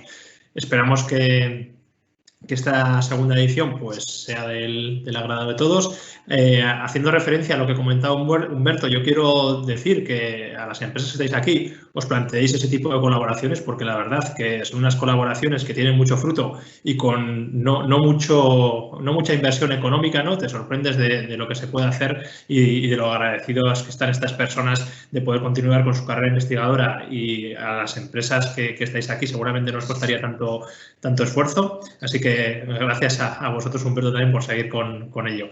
Y como os comentaba, pues muchas gracias por asistir. Esperamos que esta nueva edición sea un éxito y sobre todo que os sirva tanto a las empresas TIC para poder avanzar en esta rama de negocio, como a las empresas industriales para que vuestros negocios sean más competitivos en el futuro. Muchas gracias por la asistencia. Milla Esquerra.